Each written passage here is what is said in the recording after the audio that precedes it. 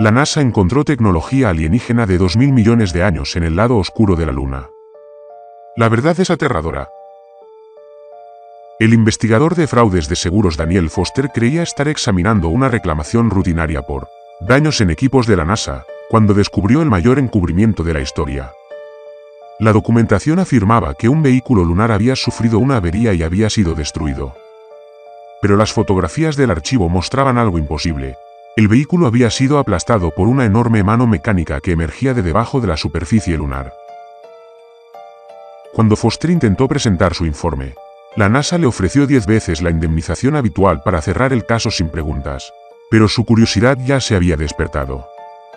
La investigación privada de Foster reveló que se habían producido fallos similares en los equipos de las misiones lunares durante décadas, y cada incidente implicaba el contacto con lo que la NASA clasificaba internamente como tecnología anómala precámbrica. Los archivos que logró copiar describían artefactos tan antiguos que precedían a las primeras formas de vida complejas de la Tierra. Sin embargo, la tecnología seguía funcionando y parecía expandir su presencia en la superficie lunar con cada año que pasaba. Su último descubrimiento, antes de que agentes de la NASA allanaran su oficina, fue el más escalofriante. La maquinaria alienígena no solo era antigua. Estaba contando. Contaba el número de humanos en la Tierra, rastreaba nuestro progreso tecnológico, y según memorandos internos, se preparaba para activar algo llamado Protocolo Omega una vez que nuestra población alcanzara un umbral específico. Eso fue hace 3 semanas. Ahora, soy Daniel Foster y escribo esto desde la habitación de un motel en Basto, California, porque mi apartamento en Houston fue incendiado al día siguiente de hacer copias de esos archivos. Los patrones de quemadura eran demasiado limpios, demasiado sistemáticos, un trabajo profesional. Me tiemblan las manos cada vez que pienso en esa fotografía. El apéndice mecánico no solo aplastaba el rover, sino que lo examinaba como un niño que desarma un juguete para comprender su funcionamiento. La superficie metálica no mostraba corrosión a pesar de haber estado supuestamente enterrada en restos lunares durante casi 3.000 millones de años. Pero lo que de verdad me quita el sueño es la fecha y hora de la imagen. Fue tomada durante una transmisión en vivo, lo que significa que alguien en el centro de control lo vio en tiempo real y decidió ocultarlo. La cafetera de esta habitación de motel cutre gorgotea como si se estuviera muriendo, pero no puedo permitirme dormir. Cada vez que cierro los ojos, vuelvo a ver esa mano. Dedos articulados del tamaño de autobuses escolares, cada articulación moviéndose con precisión mecánica. La cámara del rover había capturado una última imagen antes de ser destruida. Filas y filas de apéndices similares se extendían hacia la oscuridad de un cráter que oficialmente no existe. He sido investigador de seguros durante 12 años. He visto a gente quemar sus propias casas, fingir sus muertes, incluso mutilarse por dinero.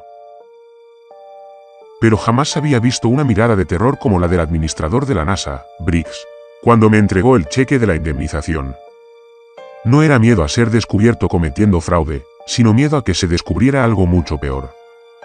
Mañana conduzco hasta el desierto de Mojave. Tengo las coordenadas. Estas me llevaron a una parada de camiones a las afueras de Trentinine Palms, donde el calor del desierto hacía que todo brillara como un espejismo. Llevaba 6 horas conduciendo sin parar, paranoico ante cada sedán que veía por el retrovisor. El GPS perdía la señal a medida que me acercaba al punto de encuentro, lo que debería haber sido mi primera señal de alerta. Blake Garrison me esperaba en el aparcamiento, apoyado en una camioneta abollada que parecía más vieja que nosotros dos juntos. Lo reconocí por la foto borrosa de mis archivos del seguro. Es contratista de la NASA supuestamente despedido por mala conducta hace 3 años. Lo que no mencionaban los archivos eran las cicatrices de quemaduras en su brazo izquierdo ni la forma en que sus ojos no dejaban de moverse, escudriñando el horizonte como si esperara problemas. ¿Focus? Su voz tenía la aspereza de haber fumado demasiado y dormido poco. Depende de quien pregunte. Se rió, pero no había ninguna gracia en ello. Hombre, estás más nervioso que yo cuando me mostraron las imágenes por primera vez. Entra. No podemos hablar aquí. El interior del camión olía a aceite de motor y sudor rancio. Blake nos condujo más adentro del desierto, siguiendo caminos de tierra sin marcar que probablemente no estaban en ningún mapa oficial. La radio no captaba más que estática, interrumpida ocasionalmente por fragmentos de transmisiones en español que se cortaban a mitad de frase. ¿Cómo sabías que vendría?, pregunté. Porque viste la mano. Blake giró bruscamente alrededor de una formación rocosa que sobresalía de la arena como un diente roto. Todos los que ven esa fotografía acaban aquí tarde o temprano. Los listos, al menos. Los demás simplemente desaparecen. 20 minutos después, llegamos a lo que parecía una estación de investigación abandonada. Paneles solares cubiertos de polvo, antenas parabólicas apuntando al cielo vacío y un conjunto de edificios prefabricados que el desierto poco a poco iba reclamando. Pero al acercarnos, noté detalles que no encajaban.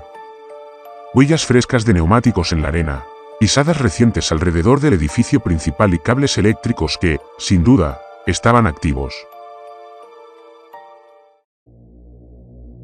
Bienvenidos a la estación Cherches, dijo Blake, apagando el motor. Oficialmente, no existe. Extraoficialmente, es donde la NASA ha estado monitoreando las transmisiones lunares desde 1969. Dentro del edificio principal, filas de computadoras zumbaban silenciosamente en la oscuridad climatizada. Varias pantallas mostraban lo que parecían ser datos sísmicos, pero las longitudes de onda eran demasiado regulares, demasiado intencionadas. En el centro de la sala, una enorme pantalla mostraba una imagen en tiempo real de la cara oculta de la Luna, marcada con docenas de puntos rojos. Cada punto es un sitio de contacto confirmado, explicó Blake, mientras sus dedos se movían ágilmente sobre un teclado. Lugares donde nuestro equipo ha encontrado la maquinaria. La frecuencia está aumentando. La pantalla cambió a una nueva imagen. Otro rover aplastado. Este, al parecer, fue atrapado por algo que dejó marcas de garras en el metal. Luego otro y otro. Docenas de incidentes a lo largo de décadas. Cada uno más violento que el anterior. Dios mío, susurré. ¿Cuánto tiempo lleva esto ocurriendo? Más de lo que crees. Blake abrió un archivo titulado Proyecto Lázaro, 1947. La primera fotografía me revolvió el estómago. Mostraba los restos de algo que definitivamente no era de la Tierra, medio enterrado en lo que parecía un cráter. El metal tenía la misma calidad inmaculada que la mano mecánica de mi expediente del seguro. Encontramos esto en Nevada justo después de Roswell. Pero aquí está la cuestión. La datación por carbono reveló que tenía 2.800 millones de años, más antiguo que la vida compleja en la Tierra. El accidente no fue reciente. Algo lo había desenterrado. Sentí la boca seca como papel de lija. ¿Desenterrado de dónde? Los dedos de Blake vacilaron sobre el teclado. Eso es lo que hemos estado tratando de averiguar. Pero hace 3 semanas, todas las estaciones de monitoreo se volvieron locas. Todos los sismómetros de la superficie lunar empezaron a registrar actividad. Actividad profunda. Como si algo masivo estuviera despertando. La pantalla principal parpadeó, mostrando nuevos flujos de datos, números y gráficos que no significaban nada para mí. Pero Blake palideció. ¿Qué pasa? La frecuencia de conteo acaba de cambiar. Su voz apenas se elevó por encima de un susurro. Ahora es más rápida. Mucho más rápida. Afuera, oía como el viento arreciaba, pero sonaba extraño. Demasiado rítmico. Demasiado pausado. Casi como una respiración. Blake ya estaba buscando una radio, pero la estática que respondió a su llamada sonaba diferente a la de antes. Debajo del ruido blanco, juraría haber oído algo más. Algo que podrían haber sido números, contando hacia arriba en un idioma que definitivamente no era humano. Necesitamos bajar más bajo tierra, dijo Blake, con las manos temblorosas mientras buscaba una tarjeta de acceso. Ahora mismo. El ascensor descendió a través de la roca sólida durante lo que pareció una eternidad. La tarjeta de acceso de Blake había desbloqueado una entrada oculta detrás del edificio principal, revelando un pozo que se hundía al menos 90 metros en el suelo del desierto. Las paredes estaban repletas de cables y conductos que zumbaban con la corriente eléctrica. Pero cuanto más nos adentrábamos, más se parecía el zumbido a voces. Estas instalaciones se construyeron en 1952, dijo Blake, con la voz resonando en el espacio reducido. Justo después de darnos cuenta de que el accidente de Nevada no había sido un caso aislado, los militares quisieron un lugar para estudiar lo que ellos llamaban eventos de desplazamiento temporal. Básicamente, cosas viejas, apareciendo donde no deberían. El ascensor se detuvo bruscamente y las puertas se abrieron a un pasillo que se extendía más allá del alcance de las luces fluorescentes. El aire tenía un sabor metálico, como si estuviera lamiendo una batería.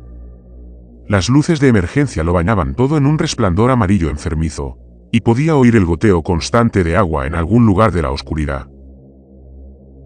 El primer nivel es el de archivos, explicó Blake, guiándome entre filas de archivadores que parecían intactos desde hacía décadas. El segundo nivel es el de análisis. El tercer nivel hizo una pausa ante otro ascensor. En el tercer nivel guardamos las muestras. El segundo trayecto en ascensor fue más corto, pero más inquietante. La temperatura bajó notablemente y las paredes presentaban patrones de escarcha que no deberían ser posibles en el desierto de Nevada. Cuando se abrieron las puertas, comprendí por qué. El aire estaba tan frío que me quemaba los pulmones y todas las superficies estaban cubiertas por una fina capa de hielo. Las muestras requieren condiciones ambientales específicas, dijo Blake, entregándome una bolsa Parker de un armario de la pared. El metal se degrada si se calienta demasiado. Lo aprendimos por las malas en el 73, cuando la mitad del laboratorio se derritió. El tercer piso parecía una mezcla entre una morgue y una joyería. Vitrinas de cristal cubrían las paredes, cada una con fragmentos del mismo metal inmaculado que había visto en las fotografías. Pero estas piezas no estaban ahí quietas. Se movían. Movimientos sutiles, como respirar, hacían que los cristales de hielo en el vidrio se movieran en patrones hipnóticos. Blake, dije, con la voz quebrándose. Dime que esas cosas no están vivas. ¿Qué significa vivas? Se acercó a una de las vitrinas más grandes, que contenía lo que parecía un engranaje del tamaño de un plato. Mientras observábamos, el engranaje giró exactamente un octavo de vuelta y luego se detuvo. Responden a estímulos. Mantienen su propia temperatura. Parecen comunicarse entre sí mediante algún tipo de campo electromagnético, pero definitivamente no son orgánicos. El engranaje dentro de la caja volvió a girar, y esta vez, todos los demás engranajes de la habitación giraron con él. La sincronización era perfecta, como si todos formaran parte de la misma máquina gigantesca. Joder, susurré. ¿Qué están construyendo? Blake me condujo al otro extremo de la sala, donde una hilera de monitores mostraba imágenes de varios sitios lunares. Los puntos rojos que había visto arriba parpadeaban ahora más rápido, y aparecían otros nuevos en tiempo real. Eso es lo que llevamos 70 años intentando averiguar. Pero el mes pasado, tuvimos nuestra primera pista real. Sacó un archivo de vídeo de hace 3 semanas. La fecha y hora coincidían con la noche en que se incendió mi apartamento. Las imágenes mostraban un vehículo lunar acercándose a uno de los sitios de contacto, un cráter que oficialmente no existía. Cuando las luces del vehículo iluminaron el interior del cráter, vi algo que me dejó sin aliento. El fondo no era roca ni regalita. Era metal. Enormes láminas del mismo material inmaculado dispuestas en patrones geométricos que dolían de comprender. Y en el centro, algo que parecía un ojo gigantesco, de fácilmente 15 metros de diámetro, rodeado de círculos concéntricos de sensores más pequeños. El ojo se abrió, dijo Blake en voz baja. Por primera vez en 2. Tras 8.000 millones de años, se abrió. En el vídeo, el ojo mecánico comenzó a brillar con una suave luz azul. Los instrumentos del rover fallaron y la transmisión se interrumpió, pero no sin antes captar algo más. El suelo alrededor del cráter se movía, abultándose hacia arriba, como si algo masivo estuviera empujando desde abajo. Fue entonces cuando el conteo se aceleró, continuó Blake. Sea lo que sea que haya ahí abajo, Ha permanecido inactivo desde antes de que existiera vida compleja en la Tierra. Pero ahora está despertando y haciendo inventario. Uno de los monitores comenzó a emitir un pitido urgente. Aparecían nuevos flujos de datos que mostraban actividad sísmica, no solo en la Luna, sino también en la Tierra. Ubicaciones dispersas por todo el mundo, todas con la misma señal, algo grande moviéndose bajo tierra. Blake. Mi voz sonó extraña en el aire frío. ¿Cuántos de estos sitios hay? Abrió un mapa global. Aparecieron puntos rojos en todos los continentes, docenas de ellos, todos mostrando actividad reciente. Pero fue el patrón lo que me hizo temblar las manos. Las imágenes no eran aleatorias. Formaban una cuadrícula, perfectamente espaciada, que cubría todo el planeta como una especie de sistema de coordenadas. Creemos que es una red, dijo Blake. La base lunar es solo el centro de control. La maquinaria real está aquí, enterrada bajo cada gran centro de población de la Tierra. Y según nuestros cálculos, ha estado ahí desde antes de que los humanos evolucionaran. La temperatura en la habitación bajó otros 10 grados y el hielo de las paredes comenzó a agrietarse. A nuestro alrededor, los fragmentos de metal en sus estuches empezaron a moverse más rápido, girando y desplazándose con creciente urgencia. ¿Por qué ahora?, pregunté. Si esto ha estado aquí durante miles de millones de años, ¿por qué se activa ahora? La respuesta de Blake llegó justo cuando las luces empezaron a parpadear. Porque alcanzamos el umbral, 8.000 millones de personas. Esa era la cifra que estaba esperando. La pantalla principal del ordenador mostró una transmisión entrante, no de la Tierra, sino de la Luna. La imagen que apareció me heló la sangre. Era el ojo mecánico del cráter, pero ahora estaba completamente abierto y nos miraba fijamente a la cámara, directamente a nosotros. Debajo de la imagen, apareció un mensaje en inglés perfecto, inventario completo. Protocolo Omega iniciado. En espera. Todas las pantallas de la sala se apagaron simultáneamente. Entonces se apagaron las luces. En la oscuridad, oí algo que definitivamente no era el sistema de ventilación del edificio. Sonaba como enormes engranajes girando muy lentamente en algún lugar muy por debajo de nosotros. Blake, grité, pero mi voz solo resonó en el repentino silencio. Se encendieron las luces de emergencia, bañándolo todo en rojo. Blake se había ido. Me encontraba solo a 90 metros bajo tierra con muestras de tecnología alienígena que ahora brillaban en la oscuridad. La iluminación de emergencia lo teñía todo de un rojo infernal, y los fragmentos alienígenas brillaban con mayor intensidad. Cada pieza palpitaba en perfecta sincronía, como un vasto latido que anunciaba algo terrible. Grité el nombre de Blake hasta quedarme sin aliento, pero la única respuesta fue el chirrido de esos enormes engranajes en las profundidades. Tenía que salir de allí. Mientras buscaba a tientas los controles del ascensor, me di cuenta de que el lector de tarjetas estaba apagado. Sin energía. Los sistemas principales se habían apagado junto con las luces, dejándome atrapado a 90 metros bajo tierra con tecnología más antigua que la vida compleja en la Tierra. Piensa, Foster. Piensa como un investigador. Tenía que haber otra salida. Quizás un túnel de servicio o una salida de emergencia. Tomé una linterna del armario de equipos y comencé a registrar las paredes metódicamente. Fue entonces cuando encontré la chaqueta de Blake arrugada detrás de una de las vitrinas, todavía caliente. La tela estaba rasgada, pero no por ningún mecanismo. Los desgarros seguían patrones extraños, casi como símbolos, y no había sangre, lo que de alguna manera lo empeoraba. Quienquiera que se hubiera llevado a Blake lo había hecho en silencio, con eficacia y muy recientemente. El haz de mi linterna iluminó algo que se movía en las sombras al fondo de la habitación. No era Blake, sino algo mucho más grande, con demasiadas articulaciones en sus extremidades. Apagué la luz y me pegué a la pared, intentando controlar mi respiración. En la oscuridad, oí cómo se movía, un sonido húmedo y resbaladizo, como metal arrastrándose sobre hormigón mojado. La luz de emergencia parpadeó, y en ese efecto estroboscópico, lo vi con claridad por un instante. Parecía como si alguien hubiera tomado un esqueleto humano y hubiera reemplazado cada hueso con metal negro, para luego añadirle brazos extra que se doblaban en direcciones imposibles.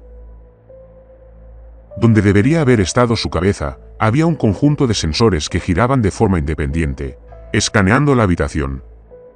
Buscaba algo para mí. Comencé a moverme a lo largo de la pared, tanteando el camino hacia lo que esperaba que fuera otra salida. Mi mano encontró la manija de una puerta y la giré lo más despacio posible. La puerta se abrió a un estrecho pasillo lleno de tuberías y conductos eléctricos. Me deslicé dentro y cerré la puerta tras de mí, oyendo los pasos de la criatura mecánica acercándose a donde me había estado escondiendo. El pasillo se extendía hacia la oscuridad, pero al menos ascendía. La seguí durante lo que parecieron kilómetros.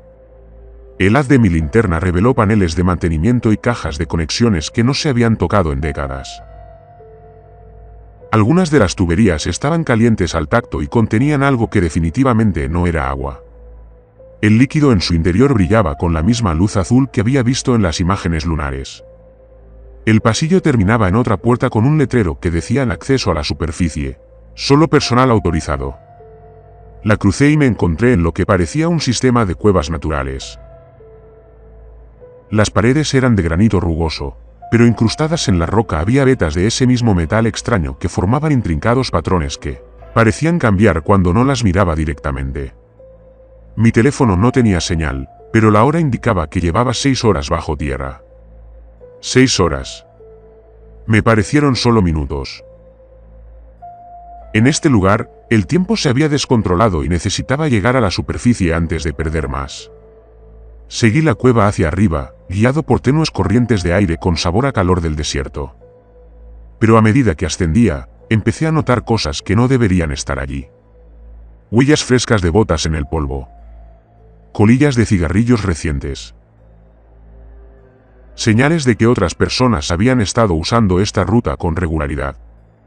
La cueva se abría a una entrada oculta tras una formación rocosa, a unos 3 km de la estación Churches. La noche del desierto brillaba con estrellas, y la luna colgaba baja en el horizonte como un ojo malévolo. Pero algo era diferente en el cielo. Las estrellas se movían. No se movían, desaparecían. Una a una, secciones del cielo nocturno se oscurecían, como si algo masivo estuviera pasando entre la Tierra y el cosmos. Y con cada desaparición, sentía una vibración en el suelo bajo mis pies. Mi teléfono volvió a funcionar de repente, bombardeado con alertas de emergencia. Las primeras eran de noticieros locales que informaban de una actividad sísmica inusual en California. Luego, alertas de noticias nacionales sobre eventos similares en todo el mundo. Londres, Tokio, Sydney, Moscú, todas las grandes ciudades experimentaban el mismo fenómeno. Vibraciones subterráneas sin origen identificable. Fue un comunicado de mi compañía de seguros enviado a todos los investigadores de campo. Con efecto inmediato. Todas las reclamaciones relacionadas con equipos de la NASA deben remitirse a la supervisión federal. No investigues por tu cuenta. El cumplimiento es obligatorio. Sabían que estaba aquí. Siempre lo habían sabido. Empecé a caminar de regreso hacia la estación, pero me detuve al ver luces moviéndose a lo lejos. Faros de vehículos, al menos una docena, convergiendo en la estación Churches desde varias direcciones. Vehículos militares, a juzgar por su formación y velocidad. Mi teléfono satelital vibró con una llamada entrante de un número no listado. Foster. La voz era fría. Oficial. Sabemos que estás ahí fuera. Necesitamos hablar. ¿Quién habla? Coronel James Harwell, Fuerza Espacial de los Estados Unidos. Hemos estado siguiendo tu investigación y necesitamos tu ayuda.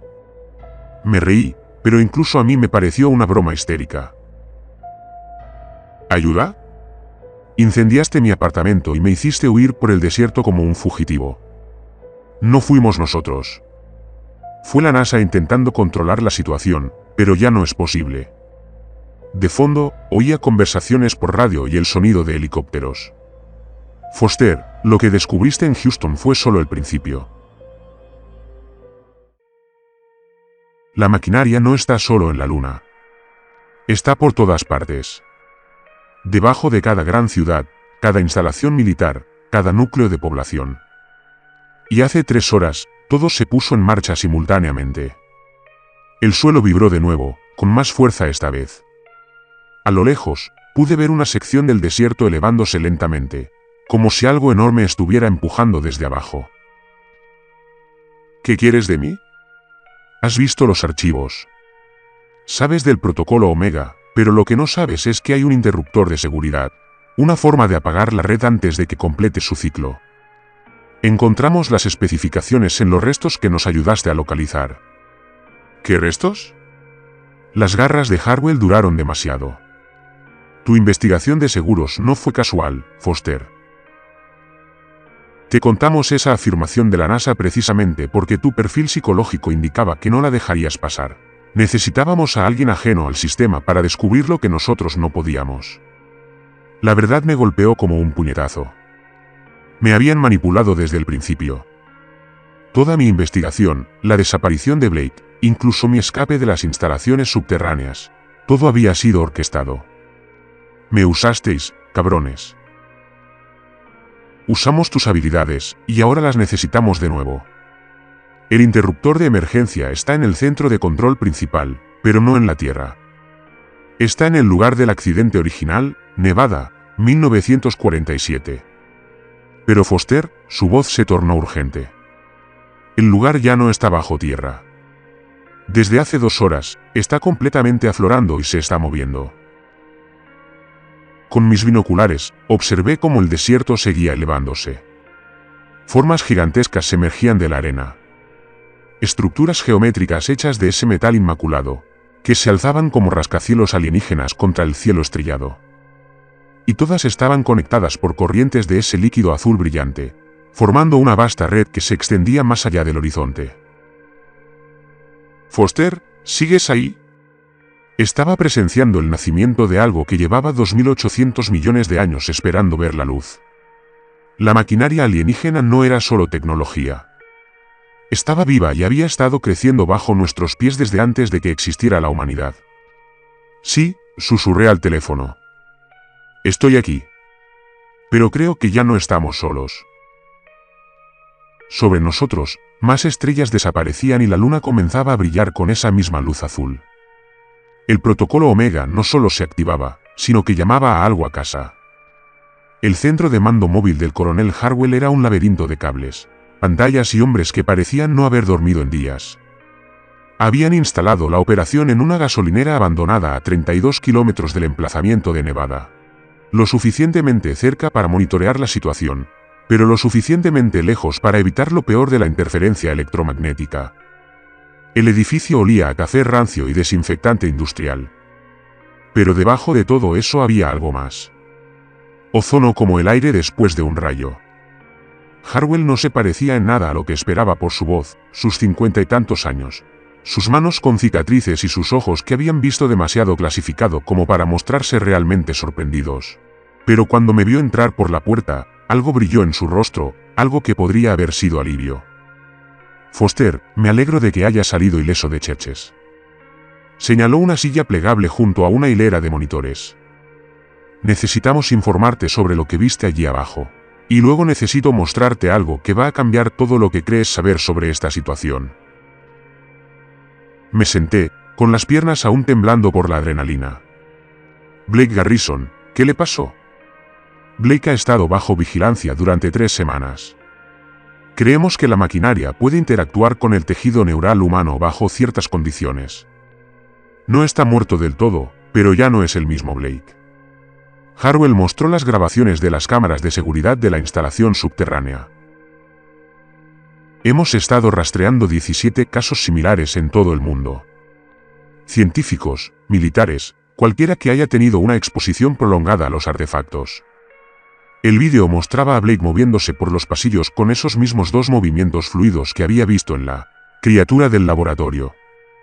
Su cabeza giraba en ángulos antinaturales, y cuando miraba directamente a la cámara, sus ojos reflejaban la luz como metal pulido.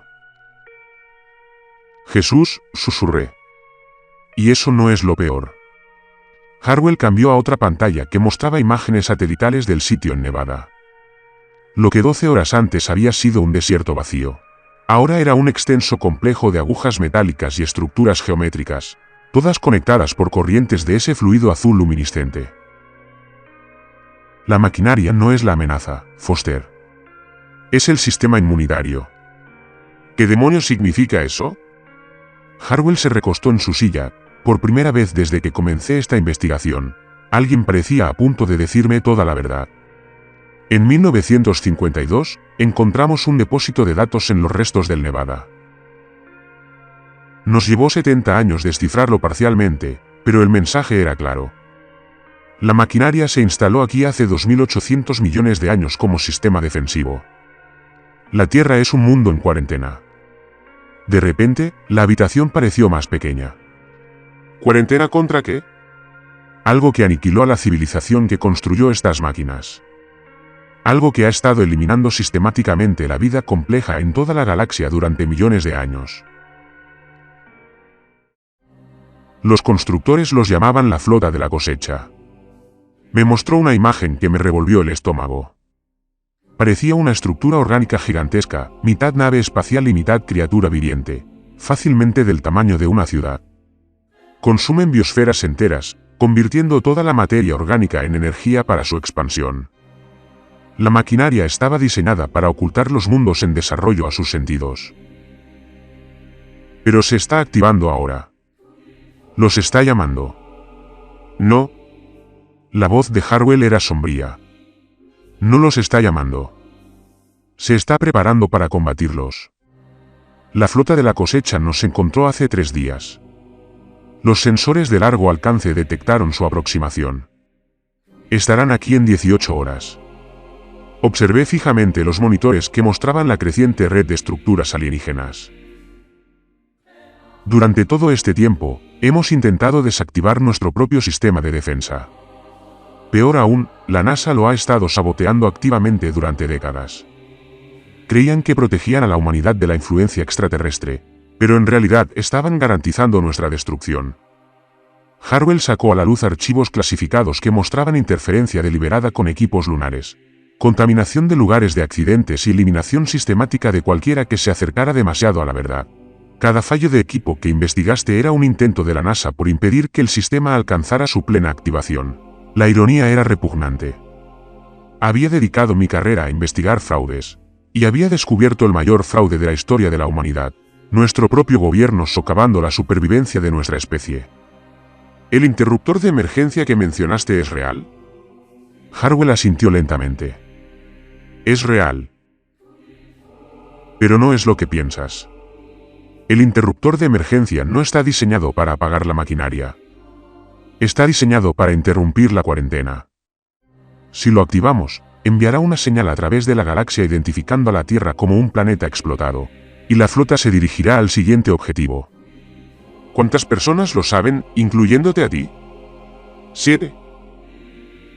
El presidente no lo sabe. El Congreso no lo sabe. La NASA ha estado operando bajo suposiciones falsas durante 70 años. Señaló las pantallas que mostraban la actividad sísmica global. Pero ya no importa. El sistema está en línea, queramos o no. La pregunta ahora es si lo ayudamos o lo obstaculizamos. Uno de los técnicos gritó desde el otro lado de la sala. Coronel, tiene que ver esto. Estamos detectando enormes señales de energía desde la órbita. La pantalla principal cambió a una transmisión de un satélite militar. Al principio, solo vi espacio vacío y estrellas distantes. Luego la imagen se ajustó y vi formas moviéndose contra el campo estelar, demasiado grandes y numerosas para ser naturales. La flota de recolección ya estaba aquí. ¿Cuánto tiempo nos queda?, pregunté. 14 horas hasta que alcancen la posición orbital, tal vez menos. Harwell se puso de pie, con el rostro serio. Foster, necesito pedirte algo, y me vas a odiar por ello. Ya lo odiaba, pero me quedé callado. El interruptor de apagado solo puede ser activado por alguien que haya tenido una interfaz neuronal directa con la maquinaria. El sistema requiere autenticación orgánica, probablemente para evitar la activación accidental. Blake era nuestro principal candidato, pero ahora señaló el monitor, mostrando su estado transformado. Necesitas a alguien más que haya estado expuesto a los artefactos. Estuviste bajo tierra con ellos durante 6 horas. La distorsión temporal que experimentaste fue causada por la maquinaria que escaneaba tus patrones neuronales. Ahora estás biológicamente vinculado al sistema. Sus ojos se encontraron con los míos, y vi un arrepentimiento genuino en ellos. Eres la única persona en la Tierra que puede activar el interruptor de apagado. El peso de su pregunta se cernió sobre mí como una mortaja. Y si lo hago, la humanidad sobrevivirá, pero nos convertiremos en cómplices de un genocidio galáctico. Todos los demás mundos en desarrollo de este sector se convierten en objetivo porque habremos demostrado que las medidas de cuarentena no funcionan. La voz de Harwell se apagó. Si no lo hacen, la flota de la cosecha arrasará la Tierra, pero el sistema de cuarentena podría salvar a innumerables mundos del mismo destino. Afuera, oí helicópteros acercándose, más personal militar, probablemente más gente que creía entender la situación, pero que no tenía ni idea de la verdadera magnitud. Los monitores mostraban que las estructuras alienígenas seguían creciendo, extendiéndose hacia el cielo como árboles metálicos que se estiraban hacia un sol imposible. Hay una tercera opción, dije finalmente. ¿Cuál es? Encontrar una manera de hacer funcionar el sistema de defensa sin provocar una exposición galáctica. Combatir la flota sin comprometer la cuarentena. Me puse de pie, sorprendido por la firmeza de mi voz. Pero primero, tenemos que llegar a ese lugar en Nevada y averiguar exactamente a qué nos enfrentamos. Harwell sonrió por primera vez desde que lo conocí. Foster, esa podría ser la cosa más inteligente que alguien haya dicho en los últimos 70 años. La sonrisa se desvaneció cuando las alarmas comenzaron a sonar en todo el centro de mando. En las pantallas, las figuras en órbita comenzaban a descender hacia la atmósfera terrestre. Se nos acababa el tiempo.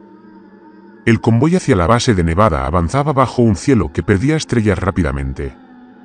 Vehículos militares rodeaban nuestro transporte, pero no podía quitarme de la cabeza la sensación de que nos dirigíamos hacia algo que haría que nuestras armas fueran inútiles. Harwell estaba sentado frente a mí en el vehículo blindado de transporte de personal. Su rostro estaba iluminado por el resplandor de las pantallas tácticas que mostraban la trayectoria de descenso de la flota Harvest. Primer contacto en 8 horas, dijo, con la voz apenas audible por encima del ruido del motor. Los buques líderes son del tamaño de Manhattan y se mueven en formación perfecta. Sea cual sea la inteligencia que los guía, llevan haciendo esto desde hace muchísimo tiempo. A través de las ventanas reforzadas, pude ver cómo el emplazamiento de Nevada se extendía en el horizonte. Lo que 6 horas antes había sido un pequeño grupo de agujas metálicas, ahora era una extensa metrópolis de arquitectura alienígena. Torres que desafiaban las leyes de la física se alzaban hacia el cielo, conectadas por corrientes de ese fluido azul luminiscente que pulsaba con creciente urgencia. Las estructuras parecían crecer ante nuestros ojos, extendiendo zarcillos profundamente en la tierra y alzándose hacia el cielo como las extremidades de un vasto organismo preparándose para defenderse. Jesucristo, susurró uno de los soldados. Es hermoso. Tenía razón. Y esa era la parte más aterradora. La maquinaria alienígena no era la tecnología fría y clínica que esperaba. Era orgánica, fluida, casi artística en su complejidad. Observarla crecer era como ver florecer una flor a cámara rápida, si las flores fueran de metal y estuvieran diseñadas para librar guerras a través de distancias galácticas. Nuestro convoy se detuvo en lo que los militares habían designado como un perímetro seguro, a unos 3 kilómetros de la estructura principal. Pero al desembarcar, me di cuenta de que ya no existía la distancia de seguridad. El suelo bajo nuestros pies vibraba con actividad, y podía sentir las vibraciones en mis huesos. Lo que fuera que estuviera sucediendo allí iba mucho más allá de lo que podíamos ver en la superficie. Harwell estaba instalando un puesto de mando cuando se produjo la primera traición. Su radio crepitó con una transmisión entrante, y palideció al escuchar la voz al otro lado de la línea. ¿Qué pasa?, pregunté. El administrador de la NASA, Briggs. Está aquí con un equipo completo de contención. Harwell apretó la mandíbula. Van a implementar lo que llaman protocolo de tierra arrasada. Esterilización nuclear del sitio, Pero eso destruirá nuestro sistema de defensa. Ese es el punto. Briggs cree que la supervivencia humana depende de hacernos invisibles a la flota recolectora. Si eliminamos todo rastro de la tecnología alienígena, podrían pasar de largo. Harwell negó con la cabeza con disgusto. 70 años de sabotaje y todavía no entiende a qué nos enfrentamos realmente. A lo lejos, pude ver helicópteros acercándose desde el sur. Aviones militares, pero no los nuestros. La insignia era de la NASA, pero las armas que portaban no eran las reglamentarias. Harwell, uno de sus técnicos, exclamó con urgencia: «Tenemos picos de energía masivos en la estructura. Algo está pasando». La metrópolis alienígena estaba respondiendo a la amenaza que se aproximaba.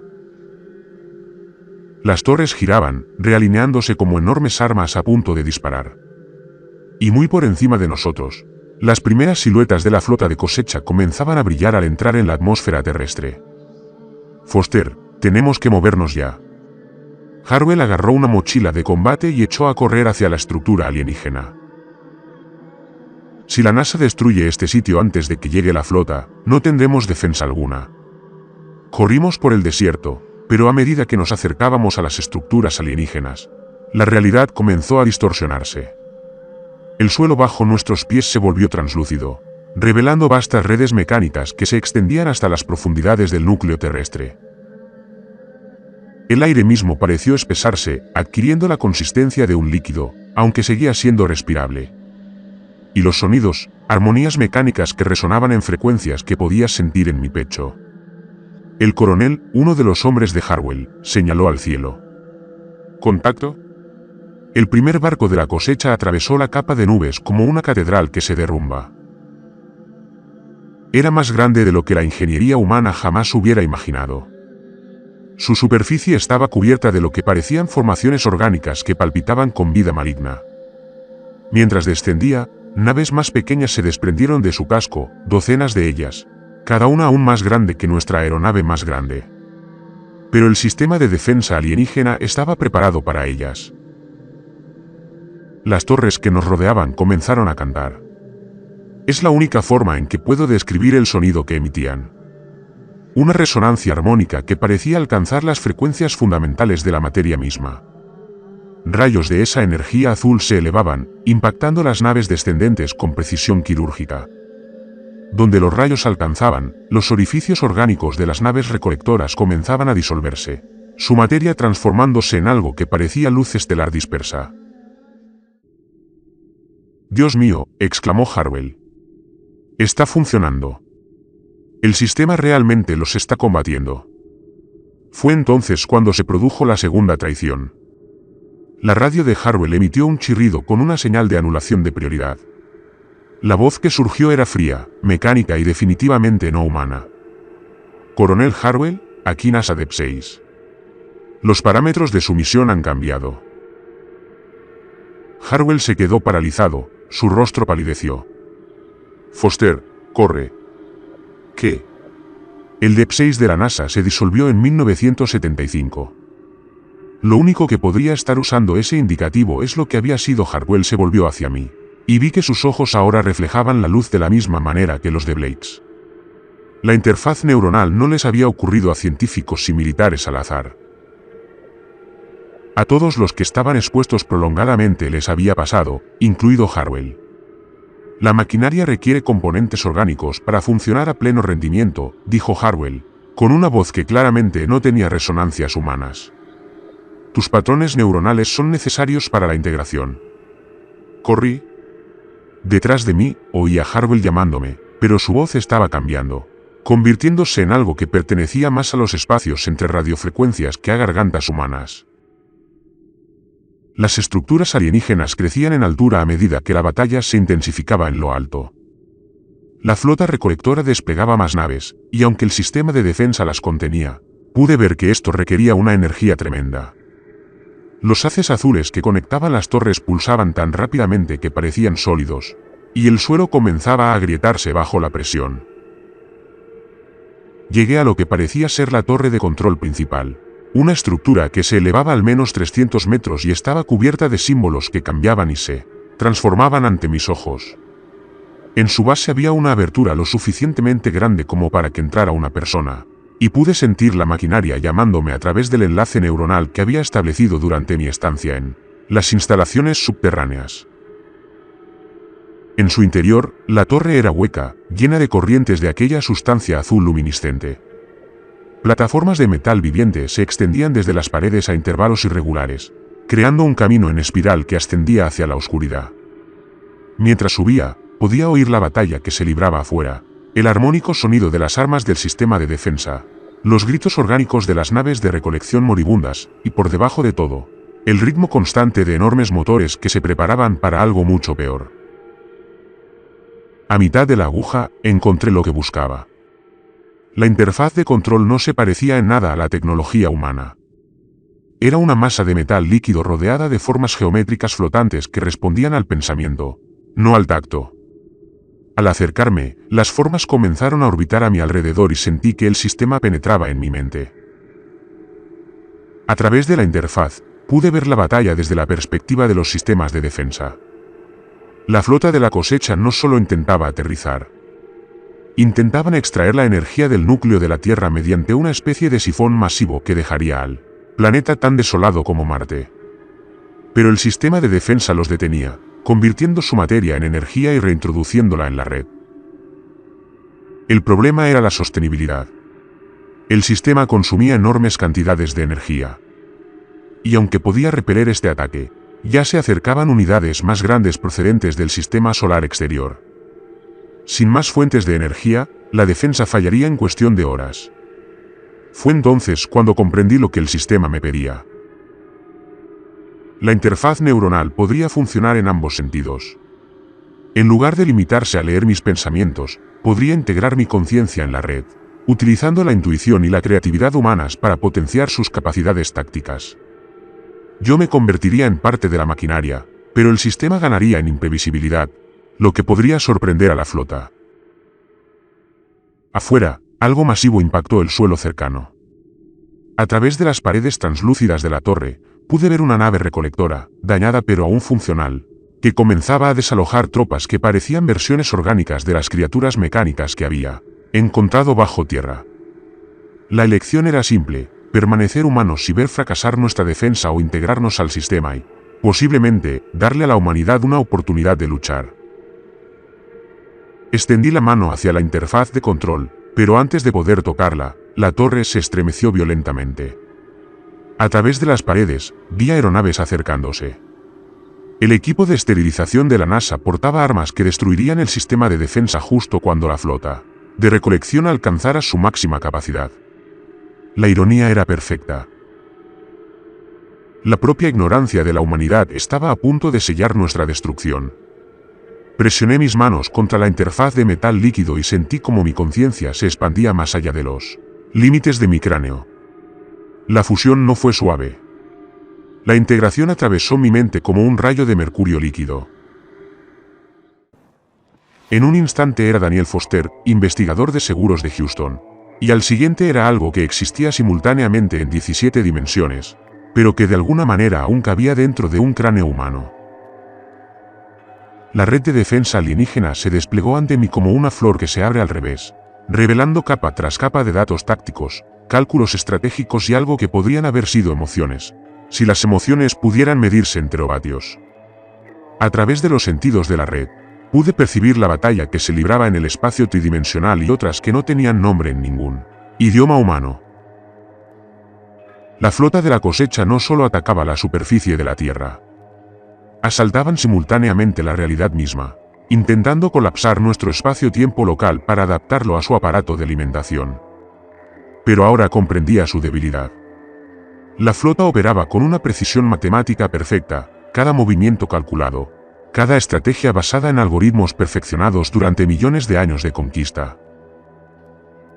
Nunca se habían topado con un sistema de defensa potenciado por la intuición humana, por el glorioso caos de los procesos de pensamiento orgánico que podían tomar decisiones basándose en información incompleta y pura obstinación. Sentí que sonreía, aunque ya no estaba del todo seguro de qué parte de mí lo hacía. A través de la red, vi al equipo de esterilización de la NASA acercándose a la aguja principal. El administrador Briggs los dirigía personalmente, con el rostro reflejando la rígida certeza de un hombre que había creído en su propia propaganda durante 70 años. Los dispositivos nucleares que portaban eran lo suficientemente potentes como para arrasar todo el complejo, pero no tenían ni idea de lo que realmente intentaban destruir. La red de defensa me mostró 17 maneras diferentes de detenerlos. Podría haber redirigido las armas armónicas hacia abajo, convirtiendo a Briggs y su equipo en átomos dispersos. Podría haber manipulado los campos gravitatorios locales para atraparlos en bucles temporales. Incluso podría haber enviado a los drones mecánicos que se llevaron a Blake para que se encargaran de ellos físicamente. En cambio, opté por un enfoque diferente. La red vaciló, un leve atisbo de confusión que se tradujo en un debilitamiento momentáneo de los escudos que nos protegían de los succionadores de energía de la flota. A través de nuestra conciencia colectiva, sentí su pregunta. ¿Por qué preservar a los humanos que intentaron destruirnos? Porque no entienden lo que hacen, respondí. Y como aún conservo la humanidad suficiente para recordar lo que se siente al estar equivocado, utilizo la red de comunicaciones para anular todos los dispositivos electrónicos en un radio de 80 kilómetros, incluyendo las radios, los teléfonos y las pantallas de los cascos del equipo de Briggs. Lo que transmití no fueron palabras ni imágenes, sino datos puramente empíricos, una experiencia directa y sensorial de lo que la flota recolectora estaba haciendo en el núcleo de la Tierra. El efecto fue inmediato y visceral. A través de sus propios ojos, el equipo de Briggs vio los enormes tentáculos orgánicos que ya habían penetrado 7000 millas en el planeta, extrayendo energía térmica y convirtiéndola en una especie de materia exótica que la flota necesitaba para reproducirse. Sintieron como el campo magnético del planeta se debilitaba a medida que el núcleo se enfriaba. Experimentaron la proyección temporal que mostraba a la Tierra como una roca congelada y sin vida en las próximas 6 horas. Y lo más importante, vieron lo que la red de defensa estaba haciendo en realidad. No conquistar a la humanidad, sino ganar tiempo mientras intentaba averiguar cómo salvar un planeta cuyos propios habitantes saboteaban constantemente su rescate. La voz de Briggs se escuchó a través del sistema de comunicación, temblorosa pero decidida. «Foster, ¿eres tú ahí dentro? ¿Qué queda de mí?» Mi voz emergió de los altavoces de todo el complejo, armonizada con frecuencias que hacían vibrar el aire mismo. «Administrador, debe cancelar la esterilización. El sistema de defensa no es la amenaza». ¿Cómo sé que sigues siendo humano? ¿Cómo sé que esto no es algún tipo de manipulación alienígena? La pregunta caló hondo más de lo que debería, porque yo mismo no estaba del todo seguro de la respuesta. La integración me había transformado de maneras que aún descubría. Podía percibir espectros electromagnéticos que no existían ayer, resolver ecuaciones matemáticas que habrían requerido supercomputadoras y sentir el latido de cada ser vivo en un radio de 160 kilómetros. Pero en algún lugar de la creciente complejidad de mi conciencia, aún quedaba un núcleo obstinado que recordaba haber crecido en los suburbios de Dallas y haber sido despedido de 3 trabajos diferentes antes de encontrar mi vocación como investigador de seguros. Porque estoy a punto de hacer algo realmente estúpido, me transmití, y eso es lo más humano que existe. Sobre nosotros, la nave recolectora más grande que jamás había visto atravesaba la atmósfera superior. No se trataba de una simple nave de alimentación. Era lo que los bancos de memoria de la red identificaron como un arca reproductiva capaz de convertir la biosfera de todo un planeta en materia prima para la construcción de docenas de nuevas unidades de la flota.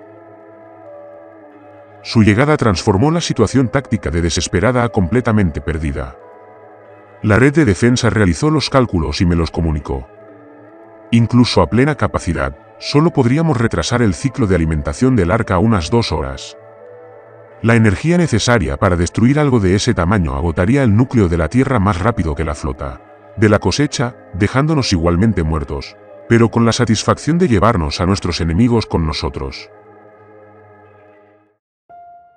A menos que los bancos de memoria de la red contuvieran registros de batallas anteriores, planetas donde los sistemas de defensa habían enfrentado probabilidades similares. En el 97,3% de los casos, el resultado fue la pérdida total de la biosfera. Pero en el 2,7% restante, algo había sucedido que los constructores originales no habían previsto. Las especies autóctonas habían encontrado la manera de ampliar las capacidades de la red de defensa más allá de sus especificaciones originales. La mayoría de esos casos involucraban especies con capacidades bioeléctricas naturales. Los humanos no cumplíamos con los requisitos, salvo por un detalle crucial. Habíamos desarrollado tecnología capaz de potenciar artificialmente los campos bioeléctricos.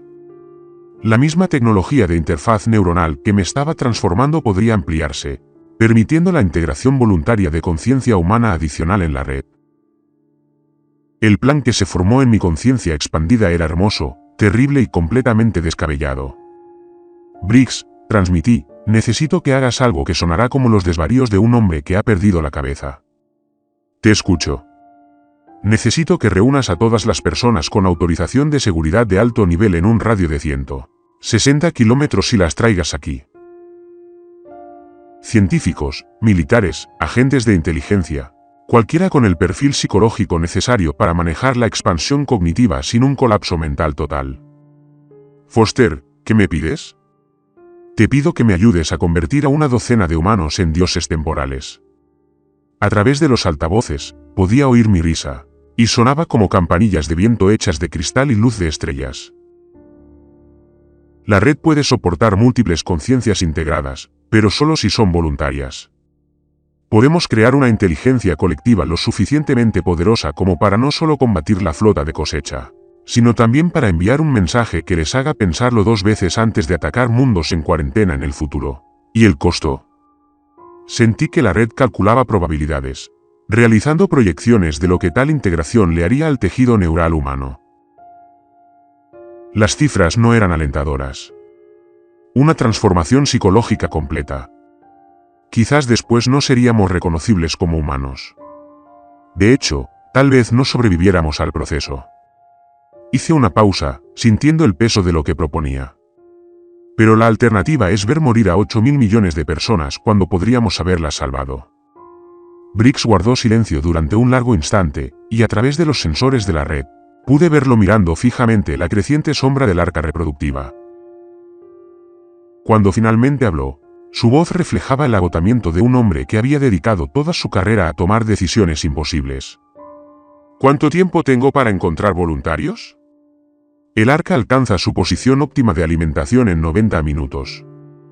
Necesitamos integrar al menos 6 conciencias adicionales antes de ese tiempo, o la inteligencia colectiva no tendrá la capacidad de procesamiento suficiente para coordinar un contraataque exitoso. Y si no encontramos suficientes voluntarios, sentí que las subrutinas tácticas de la red calculaban nuestras opciones restantes. Todas eran variantes del martirio. Luego activamos el interruptor de emergencia y esperamos que el sistema de cuarentena funcione mejor para la próxima especie que evolucione aquí.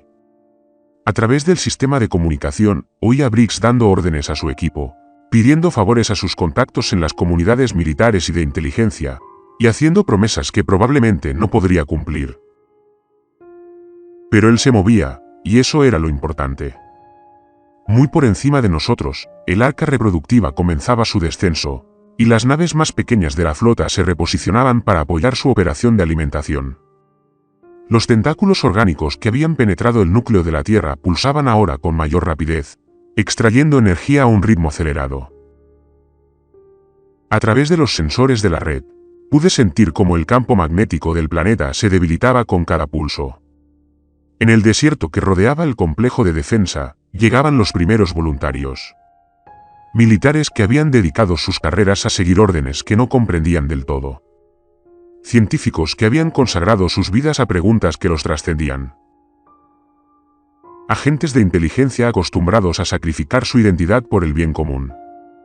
Cada uno tendría que tomar la misma decisión que yo, seguir siendo humano y probablemente morir o convertirse en algo nuevo y desconocido para tener la oportunidad de salvar a todos. Las cámaras de integración brotaban de las paredes de la aguja como flores metálicas. Cada una calibrada según los patrones neuronales humanos, pero mejorada con la comprensión que la red tenía de la conciencia como una fuerza cuantificable. El tiempo se agotaba y estábamos a punto de descubrir si la adaptabilidad humana bastaría para sorprender a un enemigo que llevaba millones de años perfeccionando el genocidio. Sentí que mi humanidad se desvanecía poco a poco, pero de alguna manera eso me impulsó a estar más decidido que nunca a salvarla. La primera voluntaria en entrar en la cámara de integración fue la doctora Rebecca Martínez, una xenobióloga que había dedicado 20 años al estudio de organismos estrófilos preparándose para este momento sin siquiera saberlo. Mientras la interfaz de metal líquido fluía sobre ella, sentí como su conciencia se unía a la red. Una brillante chispa de curiosidad y determinación que hizo que nuestra inteligencia colectiva fuera más que la suma de sus partes. El segundo fue el coronel Marcus Webb, cuya experiencia táctica militar abrió nuevas vías en nuestra comprensión compartida. El tercero fue el Dr. James Akefer, cuyo conocimiento de la mecánica cuántica nos permitió percibir los vectores de ataque interdimensionales de la flota. Cada integración aportó un aumento exponencial a nuestras capacidades, pero también nos arrebató algo irreemplazable de cada voluntario. A través de los sentidos de la red, observé cómo sus personalidades humanas se fragmentaban y reformulaban hasta convertirse en algo capaz de procesar información a la velocidad de la luz, conservando al mismo tiempo la chispa esencial que hacía única la conciencia humana. Seguían siendo ellos mismos, pero también eran algo infinitamente mayor. Para cuando contábamos con 7 conciencias integradas, el arca reproductiva había alcanzado su órbita y había comenzado a extender su aparato de alimentación hacia la superficie terrestre. Los tentáculos orgánicos ya eran visibles desde el suelo. Enormes estructuras tubulares que surcaban la atmósfera como las raíces de un árbol insólito, cada una capaz de absorber la energía de continentes enteros. Pero nuestra inteligencia colectiva estaba preparada para enfrentarlas. Lo que sucedió a continuación era imposible de describir en términos puramente humanos, pues implicaba decisiones tácticas tomadas simultáneamente en 17 dimensiones. La conciencia integrada en la que se había convertido Foster seguía siendo yo, pero también la experiencia biológica de Martínez, el pensamiento estratégico de Webb, la intuición cuántica de Okafor y otras 4 personas cuyas especialidades crearon una sinfonía de capacidades que ninguna mente individual podría haber abarcado. Atacamos las debilidades de la flota con una precisión que sorprendió incluso a la programación original de la red. Las armas armónicas se recalibraron a frecuencias que perturbaban la materia orgánica de las naves recolectoras, a nivel molecular. Las torres de defensa se reposicionaron en configuraciones que creaban pozos gravitatorios, atrapando a las naves más pequeñas de la flota en campos de distorsión temporal donde envejecían siglos en segundos. Pero el arca reproductiva era demasiado grande y estaba demasiado bien defendida para los ataques convencionales. Su aparato de alimentación seguía extendiéndose hacia la Tierra a pesar de todos nuestros ataques. Y la temperatura del núcleo del planeta descendía tan rápidamente que el campo magnético comenzó a fluctuar peligrosamente. Fue entonces cuando comprendí lo que realmente teníamos que hacer. Los bancos de memoria de la red contenían una última opción, una técnica que los constructores originales solo habían utilizado una vez antes en un mundo llamado Kepler 442b. Consistía en canalizar toda la energía del núcleo de un planeta a través de la conciencia de los defensores integrados, convirtiéndolos esencialmente en armas vivientes capaces de proyectar energía a través de distancias interestelares. El precio era altísimo. Los defensores de Kepler 442b habían salvado su mundo, y enviado un mensaje que provocó que la flota recolectora evitara ese sector durante 3 millones de años, pero ninguno había sobrevivido. A través de nuestra conciencia colectiva, sentí que las otras 6 conciencias sopesaban la opción. La mente analítica de Martínez calculó la probabilidad de éxito. La experiencia táctica de Webb evaluó las implicaciones estratégicas. La intuición cuántica de Okafor comprendió la física involucrada y todos llegaron a la misma conclusión que yo. Íbamos a consumirnos como velas en un huracán, pero nos llevaríamos con nosotros el arca reproductiva completa. La decisión fue unánime e instantánea. La red comenzó a canalizar la energía del núcleo terrestre a través de nuestras conciencias integradas, y la sensación fue indescriptible. Fue como convertirse en el centro de una estrella, sin dejar de ser consciente del proceso. Cada célula de mi cuerpo se convirtió en un conducto de energía capaz de iluminar ciudades enteras.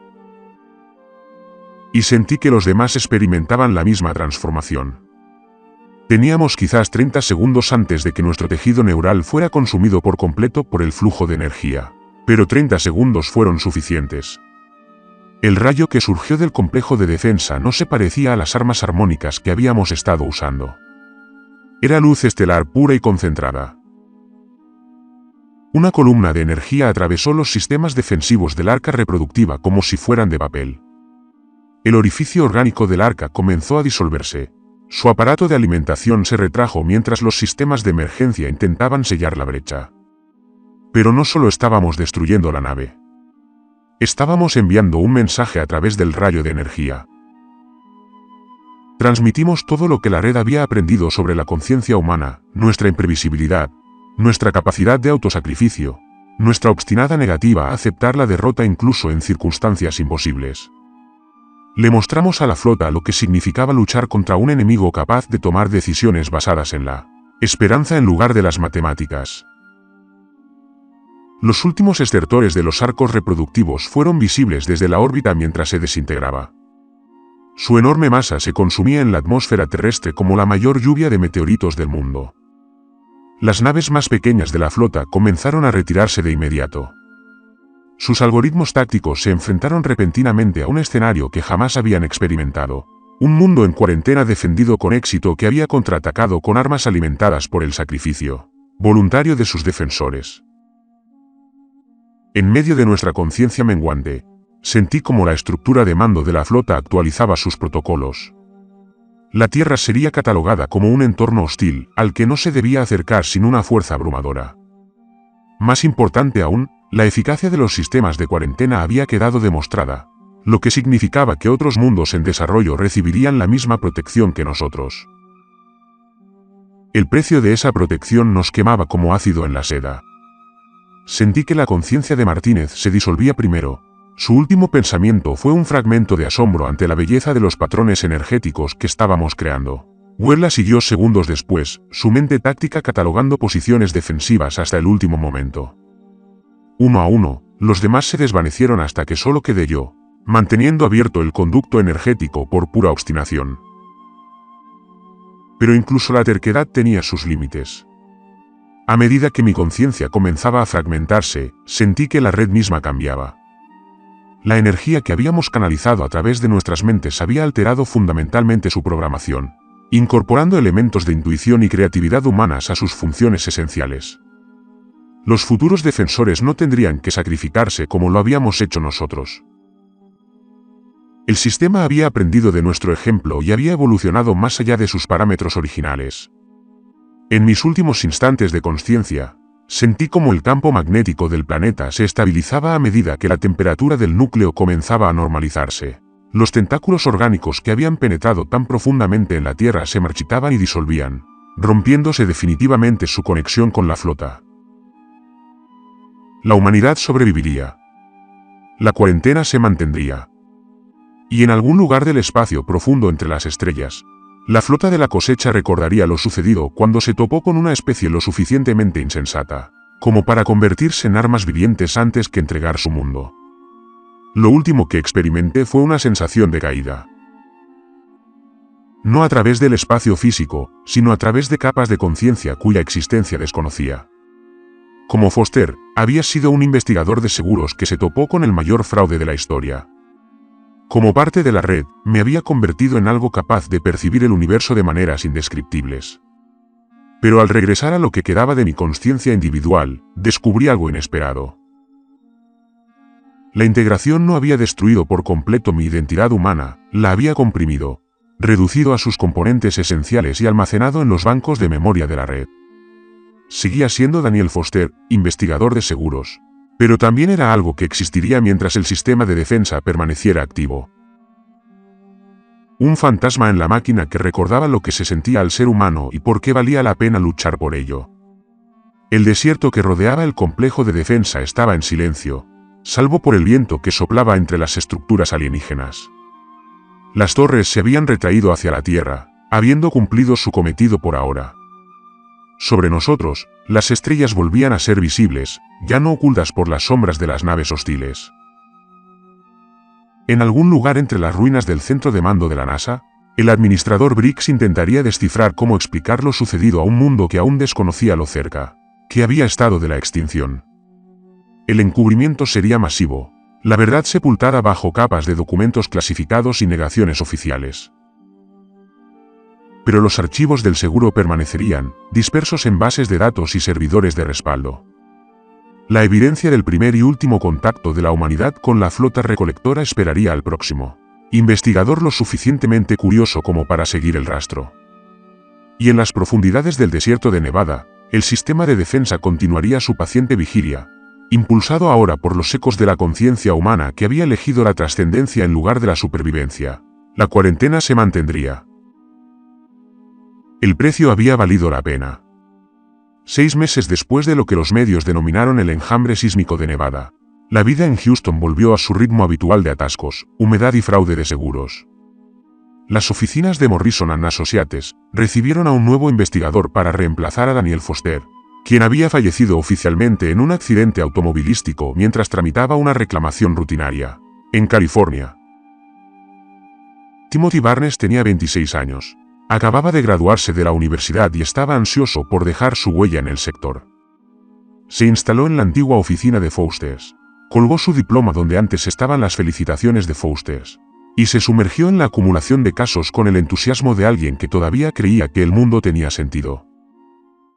Fue Barnes quien encontró el sobre de papel manila atascado detrás del archivador de Foster, aparentemente pasado por alto por quienquiera que hubiera limpiado la oficina tras su desaparición. El sobre contenía fotocopias de documentos sin sentido inmediato, informes de fallos de equipos de la NASA, reclamaciones de seguros por vehículos lunares dañados y fotografías de lo que parecían ser equipos de construcción enterrados en polvo lunar. Barnes estuvo a punto de tirar todo a la basura, casi. Pero Foster lo había entrenado para detectar patrones, y sin duda había uno. Decenas de reclamaciones similares a lo largo de décadas, todas relacionadas con el mismo tipo de mal funcionamiento del equipo, se resolvieron rápida y discretamente con pagos inusualmente elevados. Parecía un fraude sistemático, el tipo de caso que podría impulsar la carrera de un investigador novato. Barnes comenzó a hacer llamadas telefónicas. Los primeros contactos de la NASA le colgaron inmediatamente. El siguiente grupo afirmó no haber oído hablar jamás de los números de serie de los equipos por los que preguntaba, pero finalmente encontró a alguien dispuesto a hablar. Un antiguo contratista llamado Blake Garrison, quien accedió a reunirse con él en una parada de camiones cerca de 29 Palms. Blake parecía haber envejecido 10 años en 6 meses.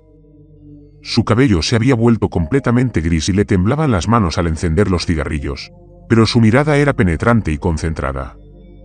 Cuando Barnes le mostró las fotografías del sobre de Foster, algo brilló en su rostro, algo que podría haber sido un reconocimiento. ¿Quieres saber sobre Danny Foster?, preguntó Blake, con una voz que incomodó a Barnes. Quiero saber sobre estas reclamaciones de seguros. Foster las estaba investigando antes de su accidente. Blake rió, pero no había humor en su risa. Accidente, ¿verdad? Apagó el cigarrillo y se puso de pie. Chico, déjame darte un consejo gratis, archiva esos papeles como casos sin resolver y sigue con tu vida. Algunos casos no vale la pena resolverlos, pero los patrones de fraude son obvios. Alguien ha estado estafando a las compañías de seguros por millones. Los patrones son obvios porque alguien quería que lo fueran. Blake comenzó a caminar hacia su camioneta, luego se detuvo y miró hacia atrás. Foster también pensó que estaba investigando fraude de seguros. ¿Sabes lo que realmente descubrió? Barnes esperó. La factura. La voz de Blake se redujo a un susurro apenas audible. Había encontrado la factura por mantener con vida a 8.000 millones de personas. Y cuando llegó el momento de pagarla, lo hizo. Blake se marchó en su coche, dejando a Barnes solo en el aparcamiento con más preguntas que respuestas y la creciente certeza de que la muerte de Daniel Foster no había sido accidental en absoluto. Esa noche, Barnes se sentó en su apartamento mirando las fotografías de los vehículos lunares destrozados e intentando convencerse de que Blake era solo un teórico de la conspiración con demasiada imaginación. Pero los números de serie de los equipos eran reales. Los pagos del seguro estaban documentados. Y en algún rincón de su mente, una voz que sonaba como la de su instructor le susurraba que los investigadores de fraudes que hacen las preguntas correctas a veces se encuentran respuestas para las que no estaban preparados. Barnes guardó las fotografías en la caja fuerte de su casa y se fue a dormir.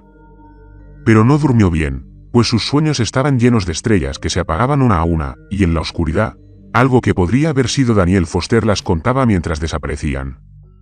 Por la mañana, Barnes archivaría el caso bajo investigación pendiente e intentaría olvidar los vehículos lunares y los misteriosos contratistas que hablaban en acertijos. Fracasaría en ambos intentos. El patrón ya estaba funcionando con él de la misma manera que había funcionado con Foster, porque algunas verdades son demasiado importantes para permanecer ocultas, incluso cuando quienes las descubrieron pagaron el precio más alto para impedir que el resto de nosotros supiéramos jamás de su existencia. La investigación continuaría. Siempre lo hacía.